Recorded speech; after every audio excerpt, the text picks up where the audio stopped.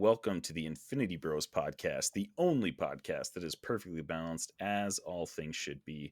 My name is Isaac Edlin. I am your host tonight, and I have two other lovely fellow Infinity Bros with me. Number one in your hearts, and the first one I'm going to announce is Jarret Curtis. Aw. Thanks, buddy. That was How you doing, Jarret? Yeah. Oh, I'm great. I'm glad to be back. I think people forgot about me, or maybe thought I was pulling a Zane, but here I am. It's true. It's true. People may have forgotten about you, but you are in fact here, and you are in fact still an Infinity Bro. So, Right. Welcome to the Infinity Bros podcast. Might we call you a guest at this point? Oh gosh. I don't know. Maybe that's up for Max to decide. That hurts a little bit, but you know what? Wait, why is Max the one deciding? We're pulling the Zane card on you now. We're calling you a guest because it's been so long. I think we let the fans decide. Scott Higa, send us an angry worded letter. Am I a guest at this point, or have I redeemed myself enough? If you have feelings about this, why don't you comment on the post that this episode drops on Twitter or Facebook or Instagram or YouTube or YouTube? You know, literally anything that you've got that the Infinity Bros are on, which is on a lot of different social media platforms. So check those out. Number two, definitely not in your hearts, because I would say that he's number one in everybody's hearts. I did already say that Jarret was number one, but I think a lot of people are very, very fond of Robbie Sauter. How are you doing, Robbie? Survived a week-long hiatus from work to be with my kids and be sick. So just happy to be here. I know some people think, oh, you got a couple days off of work. No, it's being sick and being with your kids who are also sick. That's extra work. That's a level of hell, I think. Yeah. Like that's one of the levels of hell. Yeah, I don't know where exactly that goes, but it's up there. People think down like there. Initially, oh yeah, I had a week off. With kids, it's not really a week off. No. Especially when you're sick. When you're sick, it's like, oof, man, I feel for you. And I think a lot of people have been going through it. So, man. Oh, it's rough. It is rough. Glad you're feeling a little bit better. Robbie initially wasn't planning on joining us tonight, but glad you are here. Feeling good enough. I legit, though, before we got on this pod, was like, I forgot we're doing a pod. I was about to take some NyQuil and go to bed. It was like 8:50. It was like 8:50, and Isaac goes, "I'm going to open up a Zencaster room," and I was like, "Oh shoot!" Let me tell you. Let me tell you the secret, because I pulled this too many times on our episodes, and on the only time that I've been on Mike's on Mike's podcast. Poor guy. I listened back to that episode and I feel so bad. It's so horrible. But the secret is you drink a ton of espresso and NyQuil together. That sounds like an awful combo. And that is a feeling you'll be chasing for the rest of your life. Man, it makes for a horrible podcast. I feel like you're the one that's most often like somehow inebriated while we're on the podcast, and it's like 99.9% coffee, but then I don't drink. Yeah, it's just NyQuil and coffee. Yeah. It's all coffee. I mean, you just load up on coffee, and then a little swig of NyQuil in there, and there you go. We've got caffeinated Jarret, just rip roaring, ready to go on the Infinity Bros podcast. So, welcome. And for those of you who are new to our podcast, make sure you check out theinfinitybros.com for all of your Infinity Bros needs. Got some sweet merch that you can check out. Got a blog called The Daily Snap for all the latest comics and shows and things we've been thinking, and a bunch of other. You can also check out our podcast episodes of the Infinity Bros podcast there. So make sure you go check that out. Yeah, we've been, and specific props to Robbie for this, but we've been doing pretty good on YouTube with our episodes. Oh, so, yeah. Robbie's been cutting up some podcast segments and doing some awesome work on YouTube. So make sure you go check that out. In an audio medium, I'm going to pull a major faux pas, but it's to drive you guys to the YouTube so you can see this. Oh no! This is what I've done in the last 3 hours. This full of coffee. Shout out to Mini World Tavern. I was just gonna say, tea, what kind of coffee you drinking there, Jarret? So I did their black breakfast tea, which is heavily caffeinated, and then a cup full of coffee. So it's 9:42 p.m. It is nighttime. So Jarret's always like, "Oh yeah, I brewed a pot of coffee at like 7 p.m. and here we are, like, you know, a whole pot of coffee later." So if you Jarret's see me just fidgeting with going a stuff, mile a it's minute. because I gotta outlet this somehow. There we go. And we might need you to talk a mile a minute because we've got a lot of stuff to cover tonight. So you guys see that? See that? That was segue? Beautiful the way you melded that together. I love it. Yeah, that's great. There you go. We've got a lot of things to talk about tonight. Number one is the Guardians of the Galaxy holiday special that just dropped on Disney Plus, and number two is the Andor finale that has been out for, gosh, has it been like 4 or 5 days now? Yeah, last week. And I mean, we've been talking about Andor the last few weeks on this podcast. So many things to talk about with that. So we are going to review both of these. And if you're not familiar with our rating system, make sure you listen to this. Here on the Infinity Bros podcast, everything is ranked from a 0 to 6 point scale. 0 meaning horrible, and 6 meaning absolutely excellent. If all of the Infinity Bros rank something a 6, it gets an Infinity Step. So now that we got that out of the way, we are going to give a spoiler review or rating a little bit later. But I wanted to kind of talk to you guys about this Guardians of the Galaxy holiday special before we get into that. Robbie, number one thing here. Yeah. What did you think when it was announced that they were going to do a Guardians of the Galaxy holiday special? Like right off the top of your head. Off the top of my head, I was like, there's no way they're going to get like the actual Guardians. So my mind went quickly to like, oh, it's going to be like animated. That's or like claymation. Claymation, I think would have actually been like a real possibility. Like James Gunn seems like a guy that would like want to go the claymation route eventually. So at first I did not think we were going to get a live action thing because I would love to know how much this costs to make. But I was really surprised. Right. I was really happy they were getting it because we haven't got anything like that. So yeah, I was happy to hear it. The MCU is expanding. We've got a holiday special now. Jarret, same thing. What was your thoughts when it was announced? And then like leading up to it, I mean, it kind of almost got forgotten about, I feel like, until like a couple of weeks before. Then Disney Plus is like, oh, hey, this is coming out on November 25th. And we were all like, oh, crap. Yeah, forgot about that. That's coming out still. What was your thoughts on the holiday special, Jarret? Yeah, I think like Robbie said, I think we knew this was going to be super weird because James Gunn doesn't do anything normal. And it was really, I knew it was going to be campy, but I thought it was going to be a lot more of like sort of how the Community holiday episodes play out, where it really like tries to spin on the idea of like the Christmas season and doing these different mediums, which they kind of did a little bit, and we'll talk about that. But I pictured something completely different, and I think I was still delighted in spite of that. And like you said, I totally forgot that this was a thing. And then I think just before you talked about us reviewing it for the podcast, I got an ad on YouTube, and I'm like, holy crap, I didn't even know this was still happening because of, you know, him going to DC and all that. But yeah, I was excited to see it. Yeah, man, it came up so fast. All of a sudden, it was just like, oh yeah, we got that coming out in a couple of weeks. So here we go. And obviously very well timed because it is now Christmas season. It came out the day after Thanksgiving, which, you know, for us normal people who celebrate Christmas, you know, the day after Thanksgiving, it was perfect timing. So I know Max and Mark are both guys who like to start, you know, decorating and celebrating the day after Halloween, which shame on them for. I think it was before Halloween. They were playing Mariah Max Carey. For sure. Max is like on Christmas, like when it turns like September, he's like, all right, Christmas season. As soon as like, you know, the leaves start changing, he's already thinking Christmas. So shame on them though for not giving proper reverence to one of the premier holidays, Thanksgiving. So football and food.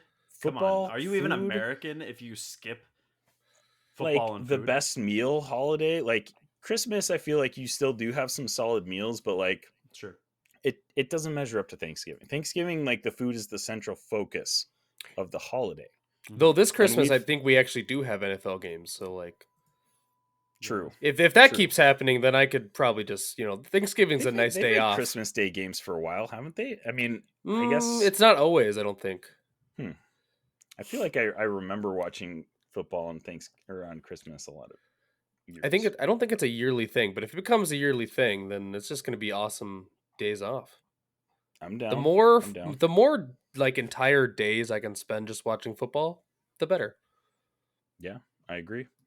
But anyways, let's dive into this Guardians of the Galaxy holiday special. We are going to put the spoiler review or warning right here. If you have not watched this yet, we're going to be spoiling the whole thing, and we're might as well, since we're giving this right now, we're going to be spoiling the whole season of Andor as well.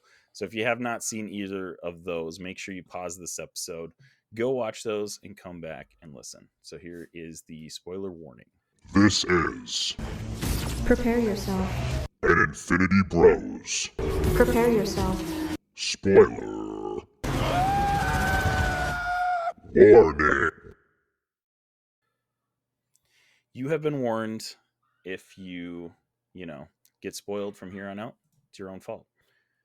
So, guys, we're just gonna go straight out with our rating and tell us what you thought. Robbie, go ahead. Oh, okay. The holiday special is a 6 out of 6. Like, off the top of my head, just finishing it, I was like, this is a yearly tradition now. Like, it's a 40-minute episode. It's like, it has everything you want. There isn't, I watched it without my kids first. I was like, I don't know where this could go because, it's James Gunn, and James Gunn kind of has a track record for taking some things a little far, a little edgy.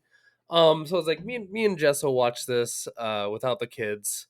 And goodness, after that first song, like I was like, this is the freaking best.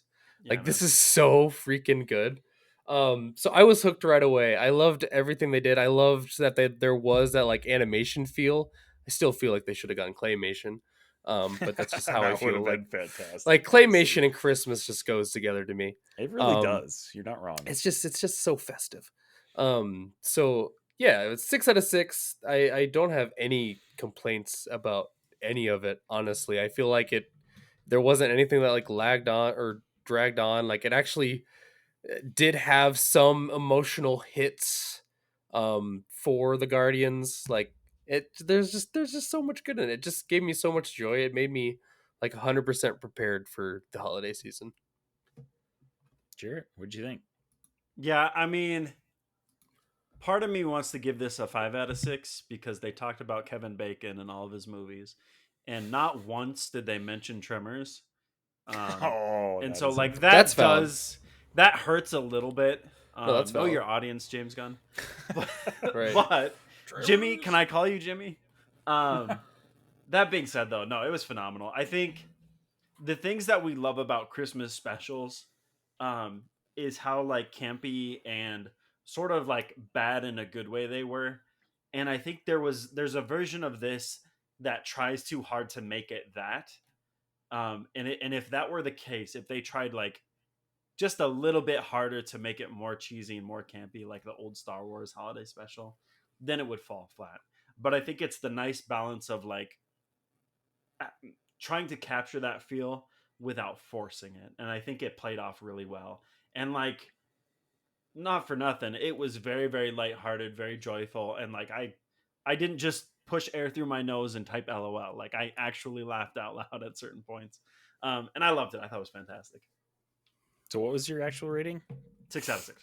It was 6 out of 6. Okay. Yeah. Well, you just walked around. Yeah, you just walked around. Is it a 5 or is it a 6? Like what is it? I was like, I needed a 5.5. Is it straight 6? Up? What is it? It's a 6, but I am going to send hate mail to good old Jimmy Gunn for the Tremors. Yeah. No, understandable. Yeah. Zane, I'm sure, was livid. Oh, just livid. He probably turned it off. Yeah, gave it a 1 out of 6. Fantastic. Next year they're getting Reba McEntire. Oh, so I'm gonna actually be the damper and pull this down a little bit. Oh, please. It's not down. It's still a 5 out of 6. It is fantastic. It's great. I thought it was like, this is exactly what I expected from this. Fantastic, just hilarious, lighthearted, and you kind of like, I think Jarret, you said it kind of tugged on your emotional heartstrings a little bit in some parts there, which I wasn't really expecting. The one thing that I kind of am like, wasn't really buy-in was, I don't know if it's the relationship between Mantis and Drax, like, that I've just never really liked it. Sure. Like, they have funny parts and stuff, but man, I found myself like really just kind of like, it's a little like humor for children, but yeah. Right. Yeah. Like they're just screaming at each other randomly for half of that first part. Like it just kind of was like, okay, whatever. But it is meant to be like a lighthearted, like, Christmas special. It's a holiday special. Sure. Like that's exactly what we wanted from it. And it was fantastic. Like all the Christmas themes, incredible. Kevin Bacon, mwah, chef's kiss. Right. That was like, wow, I can't believe they actually got Kevin Bacon to agree to do that, number one. Did you see that apparently he didn't even, like, they didn't even talk to him when they made the first, like, trailer or whatever? Really? Like, yeah, apparently that he said this in an interview. Like, he was like, I had no idea about this. And they were like, they want to get Kevin Bacon or whatever. He was like, then they called me after that or something like that. So, like, what if they had not gotten Kevin Bacon? I don't know. What would they have done? Just like, I don't know. No, what they should have done is just put some other random. It would have been like they would have got like Matt Damon again. They would have got like Matt Damon from all the Loki movies and put him. Oh my gosh. Oh my gosh. Yeah, that would have been awesome. But yeah, I don't know. That part to me was like, after we got through that first like 15 minutes of them like doing their thing, I thought the rest of it was incredible. Kevin Bacon. Oh my gosh, he just made me smile the whole time. Like he genuinely seems like a nice guy, and I know he's still being an actor, even though he's acting as Kevin Bacon in this special. Yeah, but like, it was like a little MCU Hallmark movie condensed into like 44 minutes. Honestly, like that's what it was. And James Gunn did it. He did it. So kudos. But here's the thing: as an MCU feature, I would not put this like, like if I were including it in a giant list of MCU titles, it wouldn't be a top 10. If I was ranking a list of Christmas movies or specials, it probably wouldn't be, maybe it'd crack the top 10. It wouldn't be top 5 for sure. But like, that's an interesting idea. Because I would probably watch that list. I would probably watch this over like half of the MCU shows. Like TV shows or movies? Like the TV shows. TV shows, because I can't compare this to the movies. It's only 42 minutes. Yeah. Sure. Right. That's true. Yeah. I mean, like, you're not. I would rather watch this than like an entire season of most of those shows. I don't necessarily disagree with that. Yeah, but I think I'm having a hard time arguing against this. You're making some very good points, but it kind of like hit in the middle of both of those somewhere. So for that reason, it kind of like, it doesn't necessarily, and it will be like, this is, you're so right about the family tradition thing. Like I'm going to be watching this every year. Like that's like, it was so charming and just lighthearted and just really fun. It was just a really fun time. And 44 minutes, like they fit a lot into that 44 minutes. Yeah. I thought it was, and the pacing is fantastic for it being 44 minutes. Like it's exactly what we wanted it to. I absolutely loved the animation parts of it at the beginning and the end when I'm gonna make the weirdest comparison. Oh my gosh. But like I feel like you guys will understand, and if anyone listening to this, go look up it's called like Elden Ring NPCs, or it's the chest high wall one. Okay, so go look up Elden Ring from an NPC's perspective. It's that animation style and the way that these like characters interact with each other, Drax and Mantis, I feel like is the same level of writing that the characters in that have. That's awesome. I don't know why. That's the first thing my mind jumped to when I saw the animation. Is I was like, this has been done before. Yeah, that's awesome. It had some really great themes, and I love how they included all of the Guardians in this. Like it felt like I feel like that's something I missed, is we haven't really seen a lot of Guardians since Guardians 2. Right. We didn't really see a whole lot of them in, I mean, I guess we got like little glimpses in other shows and things, and we got Thor: Love and Thunder. We got like, we thought we were going to get a lot more. Exactly. That's exactly what I was going to point out. Yeah. Jarret, like a couple days ago was like, oh man, I got to watch Thor: Love and Thunder before I watch the holiday special. And I was like, No, you don't. No, you don't. No, Absolutely no, not. Jarret, you don't really need to watch that. It's okay. It doesn't change anything. So, but yeah, we got a lot less of the Guardians in Love and Thunder than we thought we were going to get. So I loved coming back into that like section of the MCU, and this actually makes me really pumped for Guardians 3, which I don't think is coming out for another year or plus maybe. But and that's still, James like, Gunn's last that's his property last with MCU, film. right? Yeah. So, and I think he has actually said that this will be his last Guardians film for the MCU. So now that he's the head of DC, it's pretty unlikely that he ever makes another film for Marvel again. But I mean, he specifically said this is the last Guardians movie that he makes. So who knows? But yeah, I think now that he's the head of DC, it would be pretty impressive for him to come and direct another Marvel feature or film or anything like that. But that'd be interesting. Maybe with these special presentations, less time commitment, who knows? But yeah, I don't know, guys. I thought this was just a charming, perfect holiday addition to the MCU, and it's something the MCU needed. Honestly, like it was just fun and lighthearted. Yeah, I think it's one of those things, and I guess you can make the argument that Phase 4. I was just gonna say, is this one of the best Phase 4 products? Is this a top 5? Is this a top 5 Phase 4 product? Yikes! Could it be a top 5? Could it be top 5? I don't know. It probably is, 5, but in my mind. Up there. It probably because now I'm thinking about it and I'm like, oh gosh. Actually, I have Shang-Chi is up there. Mm-hmm. Spider-Man's up there.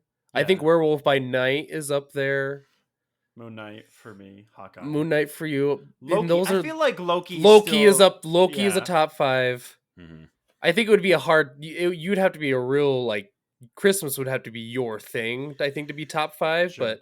If Christmas is your thing, Hawkeye plays on some of those things. I think if we were making a weird list and called it but if we were making a weird list and it was like top 8, I think it's top 8 on most people's list. Yeah, I guess you probably have to include it in there. But I think like if you're just doing off of like the Disney Plus stuff, it definitely fits. Like I think I liked Moon Knight and Loki better than it, but.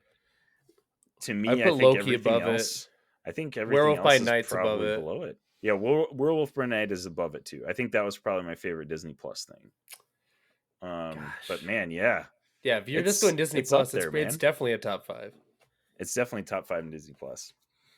I'm sure when we finally, Mark and Max probably did this, but they probably actually ranked all of the Disney Plus stuff when they finished the She-Hulk finale. But that's interesting.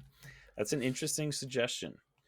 And I think it has a place in the MCU because, what other Hallmark like features do we have in the MCU? I want James Gunn to do an actual Hallmark movie. Like with the formula and everything. Of like make small it town a Hallmark movie with characters that are not like superheroes. Like they're in the MCU. An actual Hallmark movie, yes. Oh my gosh. I actually love that idea. So you don't want superheroes? Because I was thinking because if you want to go Hallmark, do you make someone fall in love with like Nebula? And then like at the end, it's like, my dad was Thanos. There you go. Like, and that's how you, that's the big like it's shock or whatever. Instead of my dad is Santa, it's my dad was Thanos. Who like left, got big with this huge company in a big city and like has to go back for Christmas. The Chitauri or his falls in love with gosh. Wow, James Gunn, you listen to this? This is your next holiday special. So if James Gunn makes one of these in the next couple of years, we know where he got the idea. Just give us $1 million in royalty. Like let us make this movie now. Yeah. We got this. Gosh, Infinity Bros Productions. We're on top of it. Any other comments? Do you guys want to talk about the Guardians of the Galaxy? I have to talk about it. Okay. One, beefed out Groot was phenomenal. Boy was out here weird. Looking. That was interesting. That Robbie made me uncomfortable. It's me, but I was like, "What is happening over here?" Robbie's like, he looks beefier than me. I don't think I like this. Going through a bulk stage. Goodness. It was just DK Metcalf in a suit, and 2 wasn't even CG. It was just DK Metcalf. Just DK Metcalf in a costume. And 2, I cannot tell you how much I loved that Rocket got the arm. I was like, oh my gosh, that was fantastic. So that was great. Oh my gosh, brilliant. But that's all. That was actually one of the moments that I like. I think I audibly made a noise when that happened. Like I laughed or something because that was fantastic. Oh my gosh, when that happened, and he had like tears in his eyes. Yeah. Like, thank you. You got it. It's the best gift anybody's ever given me. Oh my gosh, so good. So good. But no, anything else? The other things, got to touch on like the Yondu, like, and Peter Quill's, those touching moments, like those were huge, and like you did not expect the emotional hits to come, but it's like he gave him that little guy to go on his dash, and then like in like Guardians of the Galaxy, he has like a million of them. So my mind I was like, oh, Peter probably gives him one of those every single year, or probably. something like that. So it's like, oh, that's so sweet. And then I'm choked up talking about it right now. Getting choked up. I'm going back to the beginning song was so freaking good. Oh, it was phenomenal. I will say so too, freaking good. Like I loved that they used the beginning number. Incredible, amazing that they did that. But they also used like 2 or 3 non-traditional Christmas songs. Yeah. In a lot of, and then Kevin Bacon sings and does a number at the end. Like amazing. But Kevin like Bacon's they used some really non-traditional Christmas songs, which I really enjoyed because James Gunn is like, the Guardians of the Galaxy movies. He used these well-known 70s, 80s songs I mean, they played perfectly into the movies, but like I feel like they could have been used as like a cheap, like, hey, look, we got this popular music and stuff like that. And I think they worked, so it didn't have that effect. But I'm glad that he went a different direction with Michael Bublé would have been like perfect for this. Like they would have just brought Michael Bublé in somehow as well. He gets captured as well. Yeah, they just throw him in there, or he's an alien Michael Bublé. Yeah.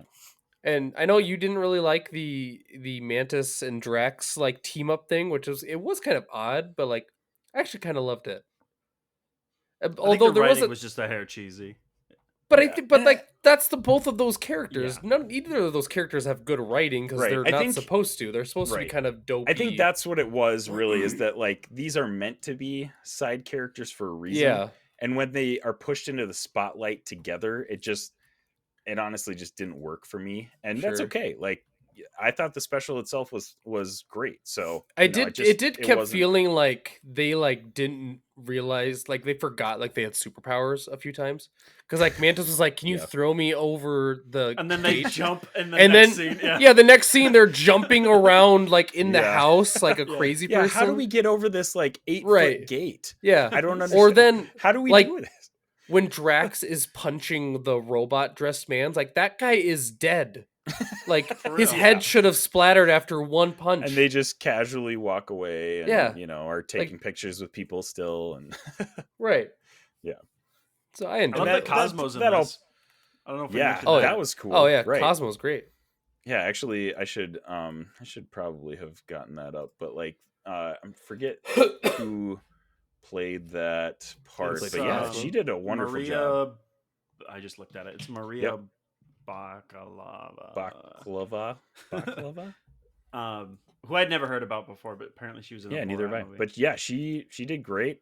I love that. I would honestly love if she had a future role in I didn't know Cosmo was a girl either. I've been reading that character I did not either forever, and it's always been like an old Russian man voice in my head. But in the Guardians of the Galaxy game, it's definitely a male voice. Why is it always an old Russian man voice? It's well, Cosmo's an actual Cosmo's an actual Russian dog who was shot into space. All of the they have the Soviet Union like patches and stuff like that on the cosmonaut suit.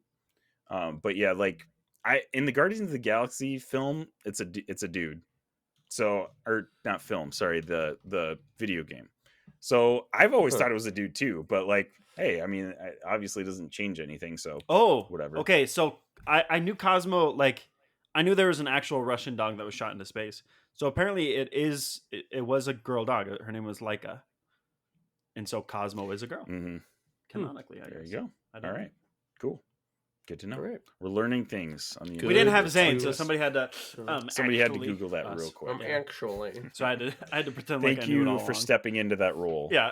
I thought you did a wonderful job. You'll never replace Zane. Zane has faster at thumbs Google of than me. thunder, I know. and he'll always be the one that Googles everything the fastest. But hey, quick question. Hold on. Quick formidable... pause. No, stop, Isaac. Quick pause. Do you type with your thumbs? No, I don't. Oh, okay. Is that? That's like. But on the phone you do, isn't it? Okay. On the phone you do. Yeah, I was just picturing him like typing like this. I've never. Isaac, thumbs of thunder is okay. I've never heard anyone say thumbs of thunder. That's not a common phrase. It's probably not. I like a common phrase. It's something the new, throwback is it's in a Newsboys song in a thumbs of thunder. Thrive the album. It's really? a phrase on. I'm trying to remember what song it is. That would make no sense. Use your thumbs. When did that come out? Through us that it's real. It's like 2000 something. I don't know. People weren't typing on phones at that point. Why did they have thumbs of thunder? I don't know. There's so many questions. That's what I always thought it meant, but maybe that was. No, I mean, that's very confusing. I'm very confused now. The Fat of the Land, song by Newsboys. All right. What year? This is so off the track of the podcast right now. Let's see. This does not get cut out on YouTube. Dang, right? We're keeping all of this. Yeah, the only people that were doing that were had Blackberries. Okay, here's the line. Okay, get your pager on because you know my number. I'm a wireless wonder. Got thumbs of thunder. Get your there it pager is. It's a on pager. Is the first one. Wow, pager. That's brilliant. That's amazing. Wonderful. I bet you Scott Higa still has a pager. 2002. That age, they nailed it though. Because now thumbs of thunder is that actually makes sense. So it's a real phrase. I didn't make that up. You should say that all the time. Make that a thing. Same's got thumbs of thunder. Now we should do. That's what we call him now. Thumbs of thunder. Oh, dude, I'm way ahead of you. I already changed his name. I already changed his name in the group chat. We need I love you, this is just for the podcast. This is probably for YouTube and the podcast. Max can edit this out, but we need a 5-minute in every single episode thumbs of thunder where we prove something wrong. Instead of actually it's that could thumbs be our of thunder segment at the end of the podcast when Zane goes through. It's Googles time for said thumbs of thunder. Oh my gosh. I love that. That was ridiculous. Right. Off the rails. Off the rails. Here we are. It would be an episode of the Infinity Bros podcast if that was going on the rails at least once or twice. So there we are. We checked one box and we're going to move on to another box. And that box is Andor. Well, we already gave a spoiler warning, so I'm not going to do that again, but let's talk about Andor, which is the Star Wars show debuted on Disney Plus this year. Just finished up the finale last Wednesday. And holy moly, guys, this is the show in 2022 that nobody expected to do as well as it has. And for whatever, however you hold this show, if you thought it was the best show ever, if you didn't really like it so much, you kind of have to admit that this really was an incredible, it was an incredible addition to the Star Wars universe because of many things that we've talked about on the Infinity Bros podcast previously. Mark and I specifically talked about how this doesn't really feel like a Star Wars show, honestly. You watch those first probably 6 episodes and there are not that many Star Wars elements in it, really. They're obviously the main theme is the formation of the rebellion, but beyond that, can I talk about this real quick actually? Because absolutely, go for it. I don't know if you guys have seen this, but this is a dialogue that people are having like crazy right now. So the big thing is there's this guy called Star Wars Theory or whatever, who is like a Jay Stubes type for Star Wars stuff. One of the big. Oh no, is this Is this the bricks and screws guy? Yeah, it's the bricks and screws. So he's like losing his mind over how like this doesn't count as Star Wars because they have bricks and screws. Which it took him out of like watching it. I dove into this earlier today because I was confused about it. It is fascinating listening to his reasoning behind all of that, but like, I mean, like, dog, this is the dumbest argument you can possibly have. No, it's like idiotic. There are obviously gigantic buildings made of like common building materials throughout every aspect of Star Wars. Like, the fact that this guy is getting so hung up on bricks and screws, and obviously bricks kind of like was a theme because they, like in Andor, the dead people, they get like made into, they get like, you know, ground into these bricks, basically their ashes.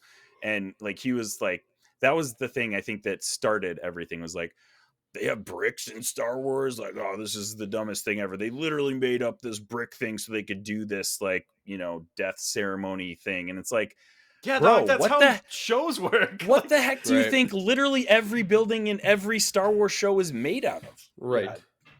What do you think, dude? Like, I don't understand how this was this, out of all things you could have taken from the show, this is what you got hung up on. You're mad about this. And I think the main theme that he's getting at is that, like, it took him out of the fantastical element that is Star Wars, but like, that's what makes this show good, is that it does not rely on Star Wars elements to make it good. And say what you will about Obi-Wan, I loved it, it's fantastic, but they leaned hard on Star Wars fan service to make that show work. And I absolutely loved that. I loved it because of that. But then there's examples where that doesn't work, like Boba Fett.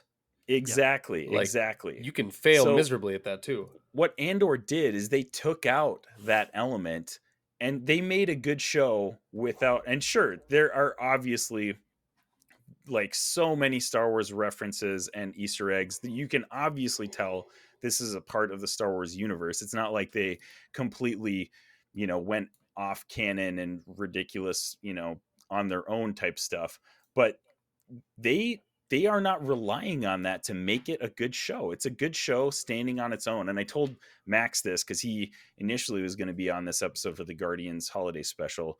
But I think this is going to appeal to people who are not that into Star Wars.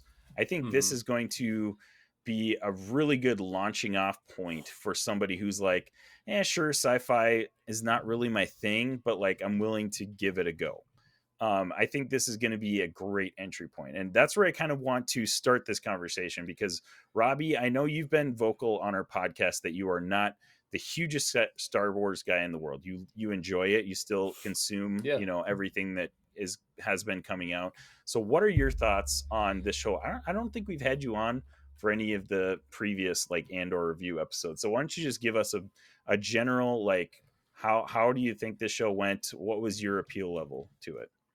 I really enjoyed it. I think there was some difficulty to follow some of the storylines because this wasn't like just one story. Obviously, like you had everything going on with Cassian, you had everything going on with like the Empire and what they're looking for. You had everything going on with the lady's name. I'm terrible with the names. Val. The rich lady that like Mon Mothma. Yeah, with like her storyline was probably the one where I was like, I was least interested in that one, even though it did have like major implications. But that's where it kind of simmered down for me a little bit. It was like, I have these storylines I'm really interested in, and then there's some storylines I'm like meh about. And then I also didn't know how long the series was because because all these other Disney Plus shows have been like 6 episodes, I kept thinking after the first couple episodes where they're like, we need to go rob this whatever place, like that was going to be the end of the season. And I was like, oh, that was pretty cool. And I was like, oh, they're still going. Oh, they're still going. Oh, that's actually, Mark actually said that a while back. He was like, he said he stopped watching after episode 6 because he thought that was it. He thought that was the end of the season. Right. That's funny. So yeah, because I thought that was the end of the season. And then I thought when they got out of that prison, that was going to be the end of the season. So I was like, they kept like going, and I was like, this is just like kept surprising me, and I was like, I'm not mad about it, but it's like I just don't know when this ends. And where are we going with this? Right, and like shout out to J Buck. J Buck, you can follow him on Twitter and TikTok and YouTube and all those things. Good friend of the Infinity Bros podcast. Good friend of the Infinity Bros. But he said this, that if you cut this up into like 3 or 4 like sessions of watching like you watch it in like stages, like a movie, almost like a 3-part movie. Like you watch the first like 4 or 5 episodes that are like them going to that refinery and getting like the the fat stacks heist, or whatever. Yeah, the heist. Right. You watch that, and then you watch the next part, and then you watch the end part. Like that's the best way to probably view Andor, because they do a lot in one season. So I really enjoyed it. I gave it a 5.5 out of 6 just because of those storylines that I'm just kind of like meh on. But there's so much good going on with it, and like the writing and the acting is so freaking good. Yeah. Absolutely. So yeah, loved it. Absolutely. Yeah, that's awesome. I absolutely love this show. For those of you guys who have listened to our previous Andor reviews, you know that Mark and I were 100% all in on this show. I don't expect everybody to absolutely love this show because, I mean, number one, everybody's entitled to their opinion. So like you do you, like if you don't like it, that's fine. No worries. Number two, I think there are some things about this show that would make it hard to watch. Number one is like those first 4-5 episodes are a slow burn. And that's where I heard the most people say, yeah, I'm not into this. I haven't even watched past that because these episodes are so slow moving. And I think they were, number one. And number two, I think honestly, you sometimes need to get past that slow burn to get a good payoff, because that was a problem with these Marvel shows, is that we didn't have any, like the payoff in all of them was not great because we didn't really have a whole lot of buildup to episode 6. And every single time I was like, how are they going to finish this season in a satisfying way? And most of the time they didn't really nail it. Like it wasn't. They left something to be desired. And I think that was something that Andor did really well. But again, those first few episodes were slow burn for sure. So, Jarret, what were your thoughts on Andor kind of in a general sense? Yeah, I really, really enjoyed this. Rogue One to me is like peak Star Wars. And I love like Rogue One. Anything Star Wars, I eat it up. And so I was excited for this, and I think it paid off. I'll still give it like a 5 out of 6. I think there was a lot of things that just didn't finish off well for me. I think as a whole, it did a lot to talk about like sort of the underground and the more military, like rebellion style of like Star Wars, which I think a lot of people, that's what they're drawn to, is sort of the cool, like political and guerrilla warfare aspect of it, which Rogue One did phenomenally. Andor to me struggled a little bit to land the plane at the end. And like you said, there were parts that were slow burns and whatnot, but there was a lot of things that didn't resolve well. Like the I can't swim, right? Like I'm like, this dude would at least try. You know what I mean? Like somebody would have lifted him up. And then everything that happened with Bix was so gut-wrenchingly terrible. Like I felt sick after they showed her like listening to those kids dying, and they don't really resolve that. Like you feel so uncomfortable at the end, and you're supposed to be okay with like, she gets saved by her friends, but I'm like, nah, she's traumatized forever. And like maybe that's a season 2 thing that they deal with, but to me, every time she was on screen after that, I just felt like uncomfortable for her, and I'm like, man, like she doesn't get an ending that's satisfying. Yeah, I don't think her story is over, because I agree. You're right. If they don't come back to that, it is like and hey, she needs help, guys. Yeah, and obviously like that. So they, what's her face? Cinta ended up shanking that doctor. So the doctor that was doing all that stuff is currently dead. But you gotta imagine that they take that technique and they're continue to use that, like the Empire, and that's gotta be a theme in season 2 throughout, because I think you guys are hit the nail on the head. Like, there's got to be more to that storyline. I think that's the goal, Jarret, was they wanted you to feel uncomfortable. Right. And that's why they kind of hid what she heard for so long in the show. You know, like they didn't like really give us a whole lot of like, that's what I was wondering when that all went down. I was like, well, what the heck did she hear? Like, I want to know what messed her up that bad that she is like physically unable to even function. Like, she cannot do anything herself. Like, she is completely incapacitated until Cassian comes along and helps her out. But that's gotta be a theme in season 2 for sure. And I think you guys are right. There's so many storylines that are interwoven that it was a little bit hard to keep track of all of them and be invested in all of them for sure. Because I agree, Robbie, that Mon Mothma storyline is probably my least favorite. That one's not my least favorite. My least favorite is the one where they made the one chick and the Empire guy and the Empire chick like have like a relationship where he's like obsessed with her. Or whatever. Okay, so I wanted to talk about this. We'll talk about this. Cyril Karn, baby, the Star Wars stalker. whatever that is, like that. Like, and I don't know any like besides what the show shows, but like the fact that that's even a storyline. And they keep going with it. I'm just like, what the hell is this? I don't give a crap at all about this. Gotta be something in season 2. There has to be more to that story, because it feels like the most forced thing ever. It's like this show is great, and like the what did we get? 12 episodes, like 12 episodes. They're all great, but you could have cut out like these 30 minutes of this entire storyline, and I would not have noticed, and nothing would have changed. So I had this theory. I had this headcanon that like this was just a dude who was really committed to his job, and I thought that like through this process he would learn that like the Empire wasn't this shiny golden thing that he thought he was, and maybe the world wasn't black and white, and Cassian Andor wasn't really a bad guy, and I thought he would end up being like a rebel or something in the end. No, and then they just made him like creepier and creepier. That's what Mark said too, and I was like, this is the biggest Empire lapdog I've ever seen in my entire life. Like, this guy literally is begging to join the that's ISB. Why I thought it would be interesting to flip it on its head, but instead they're just like, nah, he's a pervert. Like, he's just a pervert. That was okay. So number one, that the confrontation and this is not the finale. This is probably I don't know, episode 10 or something, when he confronts Deidre in like the ISB like headquarters city or whatever. Yep. That was the creepiest moment of that show. And that was absolutely intentional. Like, they want it to be creepy.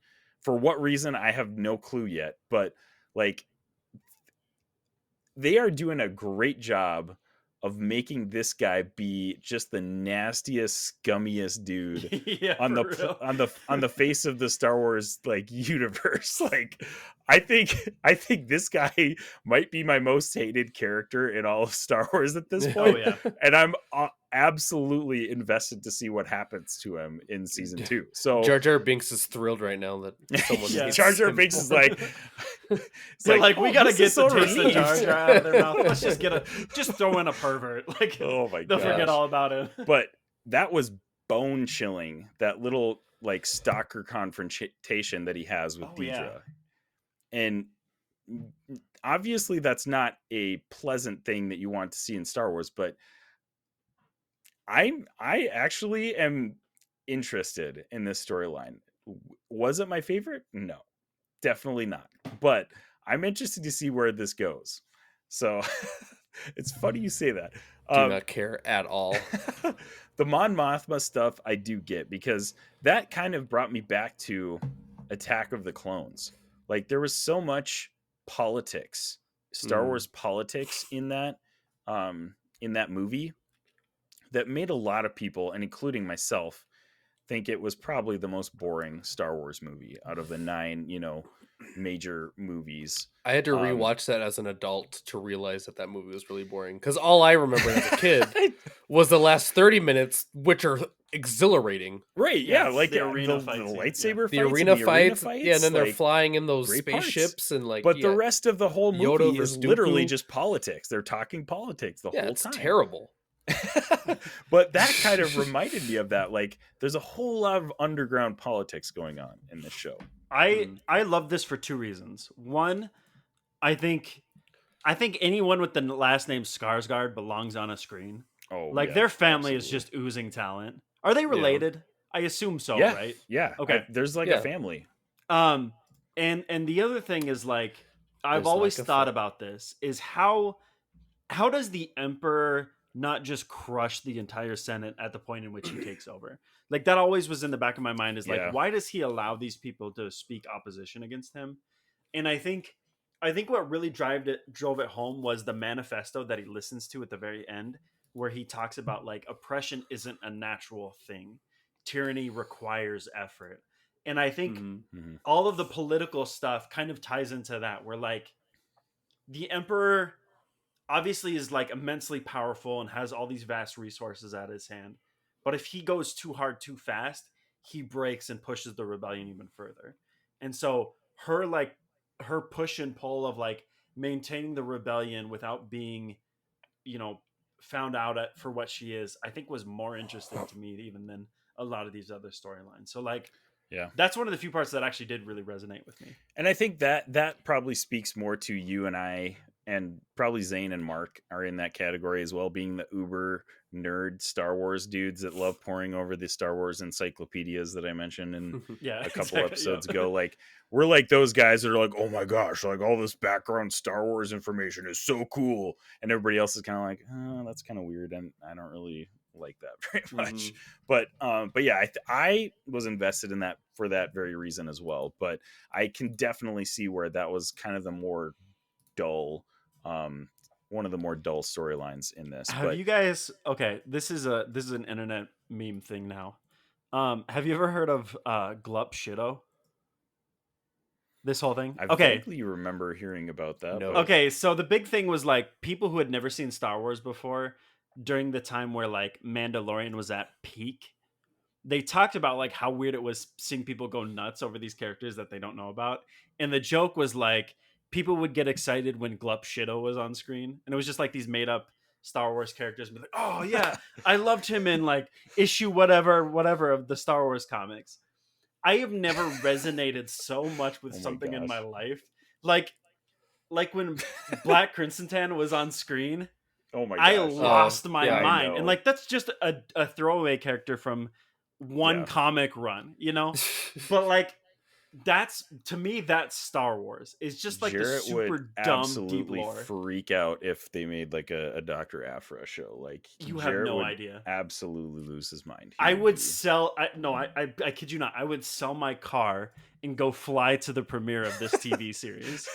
I would stay at the hotel outside of wherever they were premiering this TV show. Jarret, and I would without a car, you're not getting anywhere any fast. It's like 800 miles from the nearest airport for you. Yeah.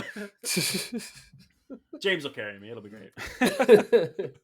James got you. It's all good. But that's the Star Wars that I love. Like, I'm so invested in this franchise.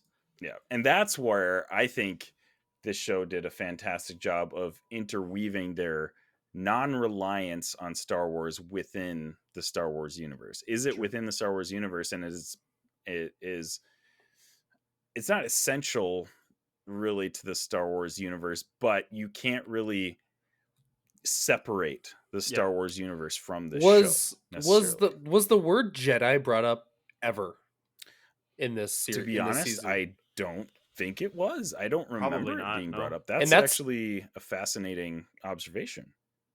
I love that. That's the never Force. I don't think they talked about the Force either. They didn't talk about the Force. There's nothing like classic Star Wars brought up in Andor. Right. It's kind of cool. And I think that's why a lot of people don't like it, because it didn't play on a lot of those things that people are all about, and and I understand. But I think there is a weird disconnect between people that really liked Rogue One and people that really didn't like Rogue One.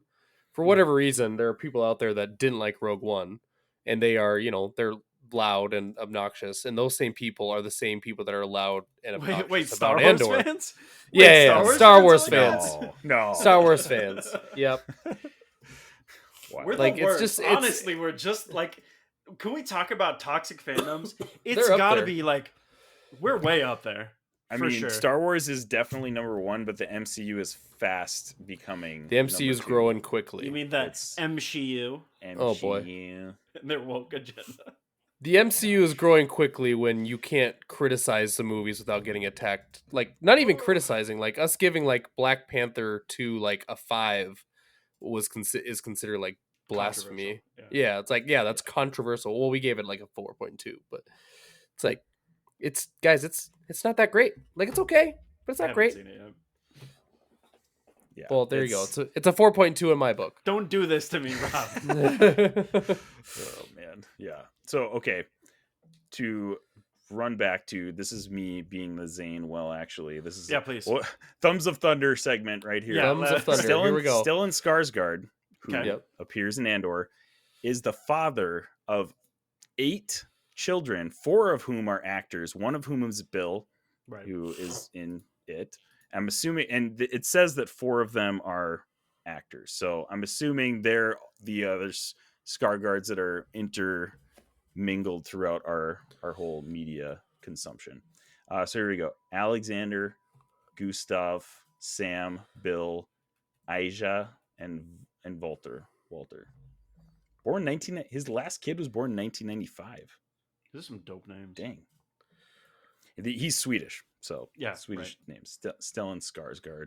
I want to be a Skarsgård. Can I Thumbs of Thunder real quick? Because this actually bothered me. So I watched Rogue One with my students, as like a fun, like, there's nothing to do the week of Thanksgiving, so we just watched a movie. And there's a point where they're in the jail cell. So they were captured by Saw Gerrera's forces, and they're in the jail cell. And they're talking about the prison, and he goes, "Relax, Captain. We've been in worse cages than this one." And Cassian says, "This is the first time for me," or he says, like, "This is the first for me." And I'm like, you mentioned that, yeah, dog. Your whole prison sequence was like the central part of the series. That's the reason you decided to join. He's just the casually Rebel Alliance. Yeah, I've never been to prison. Like, what? Definitely just I don't know if he's pretending to be undercover, but that one like throwaway line bothered me so much because I'm like, you watch people die. Like, that was traumatic for me to watch this secondhand. And you're like, never been to prison. That's got to be that, like, nobody expected an Andor show to be created. Sure. Probably not even Diego Luna or any of the writers of the show. Right. Honestly, like, is there any other medium that has Cassian Andor in it? I'm sure he was created. He was created for Rogue One, wasn't he? I thought he was. He is an original character, Rogue One. I guarantee. He's really? Okay. After then, in comics. Yeah, sure. But there was no he wasn't in any of the books like before Rogue One. No, not to my knowledge, but I'm not like, Mark is the one that actually reads Star Wars novels and stuff, so he'd probably be the guy to Thumbs of Thunder us on that one. But that's a really weird thing to say. Thumbs of Thunder us. Please don't say it in that way. That sounds weird. Counterpoint. Right, well, we got counterpoint though. Please do. Actually us. The actually is just as good as the name as Mark's as gonna Thumbs of Thunder us. Well, you were the one that made it weird, so it's Mark though, so it's already weird. Mark. He's just listening to this, just pumping fists in the air, giggling, right now. just giggling. Yes, doing his little evil Power Ranger villain laugh. Well, anyways, to that effect, I absolutely loved Andor. I give this show a 6 out of 6. That didn't change from my last, I think, review of when Mark and I reviewed it back in episode 9 or 10, maybe. I thought they did a fantastic job. I think there were definitely things. This is not a perfect show by any means. There were definitely some things that they could have done better, but this might make my top 3 TV shows of 2022. It's great. It's great. Star Wars. It's fantastic. It's way better than I thought it was going to be. This was not on my radar for even my top 6. Sure. TV shows of 2022, because for those of you guys who don't know the Infinity Bros podcast, we do an award ceremony at the end of the year. We do pick our Stan Lees, and our main categories are our top movies of 2022, top TV shows of 2022. And so we pick and rank our top 6 of each category.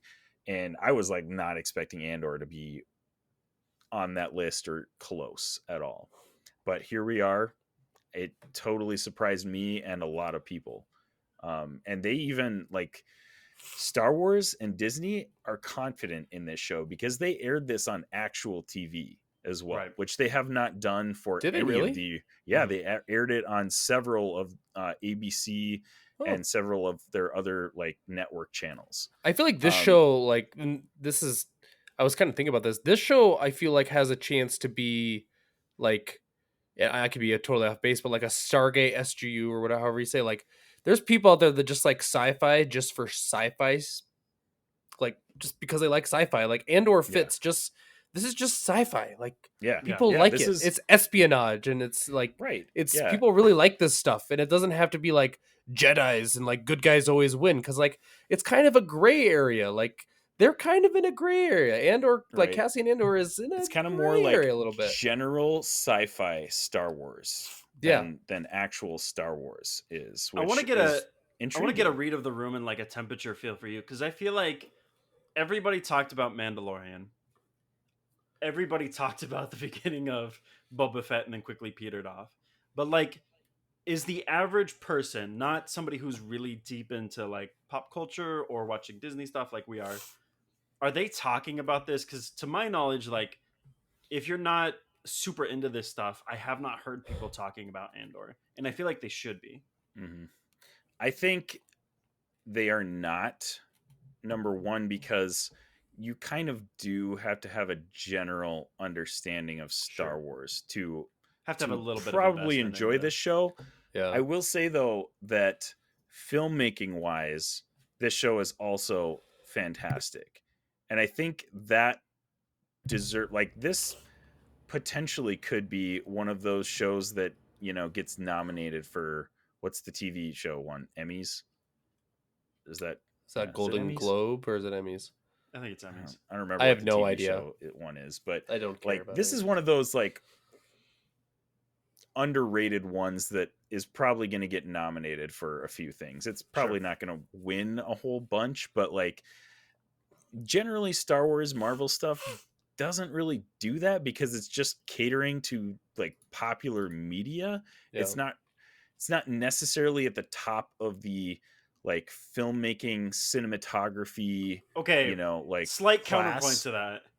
Mandalorian was like Mandalorian was fantastic, and that did win a bunch. Yeah, right. Yeah, and that did win a bunch of awards, as it should have, because they are using innovative like technology to do a lot of their filmmaking, which I'm assuming they probably used for Andor and for all of their Disney Plus shows. But I think the disadvantage that something like Andor has is that the Mandalorian has, even though it's not Boba Fett, people know what Boba Fett looks like. So you slap that on something and people are instantly interested. And then you throw in, then you throw in Baby Yoda, and it's like, oh, this sells itself. Like, it's not even hard. Like, Book of Boba Fett sells itself, even though it's trash. Garbage TV. It sells itself because people know who it is. Kenobi sells itself because it's freaking Obi-Wan Kenobi. And it's you and McGregor. Darth Vader. Right? Yeah, it's like, it's you. Yeah. And this is Andor and Cassian Andor, and you're just like, that's just a guy. And there's not like a funny, there's not a funny, cute character besides like a little robot guy. And it already came in at a disadvantage because most Star Wars fans were also like, why do we need this show? Like, that was kind of our vibe before this all went down. Like, why is the show necessary? Like, should I even be interested or invest in this show? Right. And so I think that's the reason why it went under the radar. And I think it will start gaining traction, especially when those like award seasons start popping up and people are going to look back at it and be like, oh, maybe I should go check it out. And I think it'll become a Star Wars cult classic. Like if you're in the Star Wars know, and you'll know about Andor and you'll be like, oh my gosh, like that. Yeah, that was fantastic. I think there is probably it won't hit like the general public, unfortunately. I don't think it'll really get that big that it will become a household show that everybody knows about. Right. You know, like unfortunately it came in already at a disadvantage. So it probably won't be enough to overcome that. But who knows? Well, guys, I did want to do one more thing before we close out this show. And that is, now that we've got 4 live action Disney Plus Star Wars shows, I wanted to have us rank them in a top 5. It's actually top 4 because there's only 4 shows, but you know, it goes great with the bumper if I say top 5. So top 5 is our water cooler discussion that we usually have a list to rank and that we haven't done for a really, really long time. So I'm actually kind of glad that we're getting into one today. I miss the old episodes. I know. Hotter Snot and top 5. Those are the good old days. There's just been a top 5. There's been so much content coming out that we don't even have time to do. Bro, we had 4 major TV shows going on at the same time this summer. Like so much content that we've had to cover. I have a little bits I want to talk about before the end, but we'll circle back to that. We'll circle back. Anyways, top 5 or 4. We're gonna rate our Disney Plus Star Wars shows. So we've got Mandalorian, we've got Book of Boba Fett, Obi-Wan, and we've got Andor now. So I'd say let's just go ahead and rank them all right at the same time. So Jarret, why don't you go everyone ahead talk over everyone and go at the same time. Everybody right now. Yeah, right. So just give all 4 at the same time. Yeah. I feel like our lists are going to be very similar besides maybe the 1 and 2. I feel like we're going to have maybe probably. Number 4, to nobody's surprises, Book of Boba Fett. I think that's going to be the general consensus. Shocking. Number 3, dang, I feel like these 2 are so close. I think it's got to be Andor. I think I think Kenobi just slightly edges it out, not by much though. And then number 1 is obviously Mandalorian. I think it just did too much too well. Gotcha. Robbie, are you sitting? Boba Fett's last because it's terrible. Kenobi is 3 for me. And that one's, even just thinking back on it, like there's the amazing fight with Darth Vader and Kenobi that like is amazing, but the rest of it's kind of like young Princess Leia running through the forest with the terrible robbers that get stopped by trees. You're right. And like there's so much bad in that show. Yeah. You're just like, oh, guys, you could have just made this 2 episodes and like everyone would have been happy. Like that should have been like a holiday special. Yeah. Make this an hour long holiday and like special. Let's move on. My number 2 is Andor. Obviously, we've been talking about it. It's a great show. And Mandalorian gets the edge because I think without Mandalorian, I don't think we get any of these other shows. I think Mandalorian kind of set the precedent that we like. Star Wars is a wanted commodity, not just the movies. Like people want to know about like the entire Star Wars universe, and Mandalorian did that and is still doing that to the best capacity out of all these Star Wars mediums. Yeah, I think you definitely got a good point there. And my list, number 4, Book of Boba Fett. Nobody's surprised. Amazing. I think there were some good things that they did, but holy moly, that was a directorial jumble. Like they just, I don't know, they didn't know where they were going with it, and that really, really hurt it. No, that show sucked. Some good things, but mostly not good things. My number 3 is also Obi-Wan Kenobi, Robbie. I gave it a 6 out of 6, and I absolutely love it. Like Ewan McGregor is my favorite Star Wars actor / character of all time. Absolutely adore Obi-Wan, but I think you're right. They definitely had some elements that didn't really fit that show very well, and the story itself, it kind of just felt like, did we need this? And the only reason I say yes, we needed it because Ewan McGregor was willing to do it, because I was like, I want everything that I can get of that guy. So, and I absolutely loved it. not super crazy about a lot of the directions they took. My number 2 is actually Mandalorian. I absolutely loved it. Again, 6 out of 6. And 2 and 1 are the toughest for me. I think Obi-Wan's definitely below both Mandalorian and Andor. To me, I might honestly just be on an Andor high right now. Like, I'm so pumped from this show being so much better than I expected it to be that I'm conflating it more than it probably should be.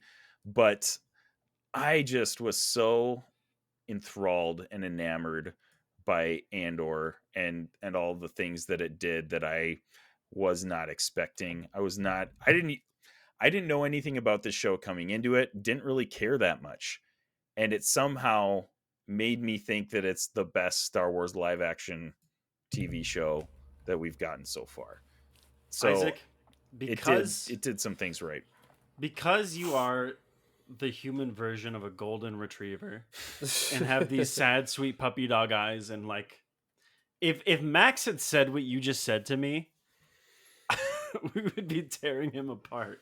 But because it's you, you get a pass. Fine. But I actually am very interested to see where Mark's list would be, because he held Andor in a very high regard as well when I was chatting with him. So we'll have to.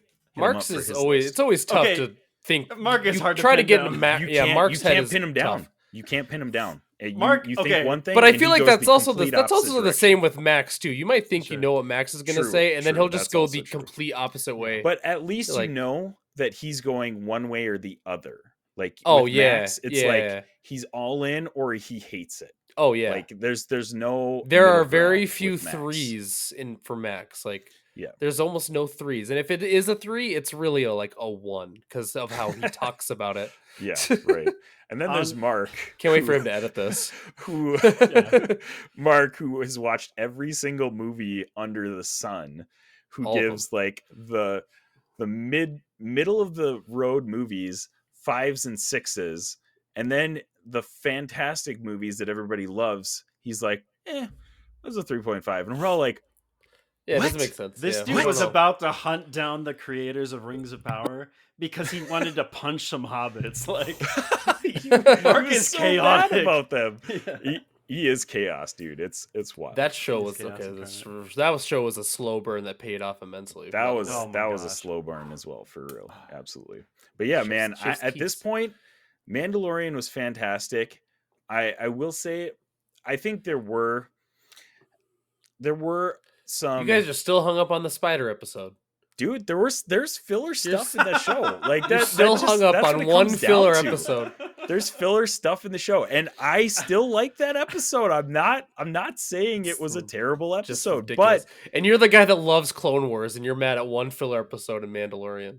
Oh, Clone Wars is a mess, dude. I absolutely love Clone Wars. Like, you can't even watch Clone Wars straight without. Dude, I gave Mandalorian a 6 out of 6. I'm just saying, like, Andor. You just currently has my attention, and when Mandalorian season 3 comes out, it'll probably change your mind. It'll probably switch back to Mandalorian. You're gonna realize you were wrong, and you're gonna look back on this episode and then Andor season 2 will come out, and I'll switch back to Andor again. And Ahsoka will come out. Like, we're gonna have a tough. We're gonna have a tough 5 list. True. But except for number 5, Boba Fett will always be last. Yeah, Mandalorian. We'll always agree at the bottom on of our hearts. Mandalorian and Andor are neck and neck for me. Like, they're so close. Like, I absolutely love them both. So Isaac is a puppy dog, right? Like, one person walks into the room and they're like, he's my favorite, and wags his little tail. And then another person walks into the room and he's like, that's my favorite. You're not wrong. Every time. So sometimes I'll, like, just for kicks and giggles, go listen to some of our old episodes of the Infinity Bros podcast. I feel like every major movie that comes out, I rank so high. Yeah. And then I go back and I'm like, gosh, that movie wasn't that good. I think that's part of like actually becoming a serious like film reviewer, is being like, okay, I have to come down from this high, look at this realistically. Is this actually that critically? Because we give out a lot of 5s and a lot of like 5.5s for movies that are 6s, honestly. I feel like we give out a lot of 6s. We are very positive. positive. Maybe we should just Infinity Bros podcast. We should go the other way. Get everything twos. Just be angry Star Wars fans. Just, I love it. If it's not perfect, it's a 2. That's what's here's the thing. Things trend on Twitter these right. days. So that guy bringing up bricks and screws on Twitter. He's trending right now. He made Robbie search him on the internet, even though he had no idea who he was beforehand. Found that guy on Reddit. Didn't even know what was going on. Never heard of that guy before. Do we just go full like Attack of the Fandom and just like women in Star Wars? Are you kidding me? No, we need to attack the MCU. Even though that's what we're based off of, we should just attack the MCU. MCU. Please say it right. That's dangerous. Not my dangerous Captain America. Not my Captain. Oh boy. Jeez. It felt wrong saying it. My skin is crawling. Jarret's grossed out. That was a joke. Guys, just to clarify. A joke. Canceled on the internet. Well, guys, this will be on YouTube. It has been a wonderful episode. Make sure you go. Hey, to hold on. Stop. We got to do this little bits. Whoa. Oh, stop. Little bits. Okay. Little bits. Okay. This hurts to talk about because this is not a happy little bit. This is a sad little bit. Oh, this is a little bit of sadness. Sad little bit. Ending on a negative note. I don't like that. That's silly. We gotta talk about it because it's important, and we're all like, okay. Once I talk about it, you'll be like, okay, I understand. You should talk about it then. Jason David Frank. Oh yeah, passed away, and this is. I gotta say, out of all the celebrities, this is probably the one that hit me the hardest because I may not be as big of a Power Rangers fan as Max and Mark, but I watched the hell out of that series. Yeah. So the Little Bits was, and I think it's based off of a commercial that he volunteered to do for a comic run called Shattered Grid. And if you know nothing about this, basically there's an alternate version of the Green and White Ranger from Power Rangers who becomes the villain and takes over all these other dimensions. Lord Drakkon, right? Yeah. The series is called Shattered Grid, and it was immensely popular, probably one of Boom's top-selling comic series. And he did this live-action trailer. And I cannot pin down the source of this rumor or what happened, but there is a rumor that had things not come to pass the way they'd had last week, had we not lost Jason David Frank, that we would have had a live-action Shattered Grid movie in run with the recent 2017 Power Rangers, which would have brought together as much of the original cast as possible. Obviously, I can't think of the actress's name, the Yellow Ranger, played Trina. Oh yeah, I can't remember her name either. She also passed away. Anyways, obviously, we want to talk about how much of our childhood this guy was, and just honestly, if you watch videos back, just the most genuine dude. Talk about somebody who was excited for their franchise and loved the fans. He was it 110%. And so, obviously, condolences to anybody this affects, which for a lot of us is this one hit really home. But man, it's honestly support your heroes, talk to the people around you who are struggling. And man, what a killer that we couldn't get this, that we weren't able to give him that,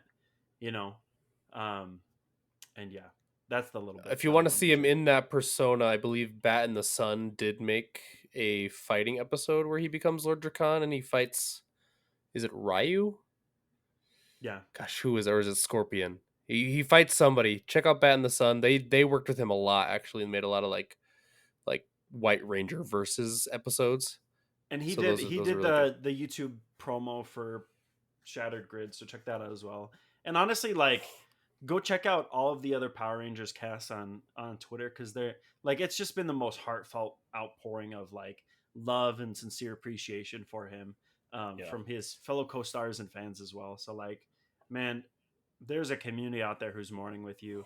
And guys, if you're please reach out to the people that you love, and if you're hurting, obviously talk to somebody about that. You are valuable, and this was honestly a stranger to all of us, but still impacted us in such a way. So there are people who are connected to you that you don't even know how much you mean to them. So if you're in this place right now and you're hurting, reach out to people around you and make sure you talk to your friends about this stuff. Yeah. Anyways, not to bring us down, but yeah. Absolutely. Yeah. Heartbreaking stuff. But yeah, I mean, please reach out to people around you. And if you feel like you don't have anybody to reach out to, I mean, we are here and we have a Discord that you can hang out with us in. You can message us, separately on Discord or email us at infinityrospodcast@gmail.com. We'd absolutely love to connect with you and connect you with our community. So yeah, absolutely what Jarret said. You're loved and your life is worth living. So make sure you connect with somebody if you're feeling those kind of things. But yeah, heartbreaking news for sure. Well, guys, it sucks to end on such a negative. Yeah, I'm sorry. I should have maybe not. But I am glad that we ended up getting to do a top 5. That just brought me back. Good. So yeah, that felt thank good. you guys. Thank you guys for bringing us back to the roots of the Infinity Bros podcast today. Jarret, thanks so much for being on with us tonight, man. Got you, babe. And Robbie, it's always a pleasure. Happy to be here. I'm ready to go to bed. Get some sleep, go to bed, get some sleep, get healed up, and get right back on that horse, because we're going to have another episode of the Infinity Bros podcast soon. So make sure you check out the Infinity Bros podcast at theinfinitybros.com or wherever you listen to your podcasts. Thank you so much for listening. We appreciate all of our listeners, wherever you're listening, however you're listening. Thank you so much for making us a part of your day. We love you 3000. Bye. Bye.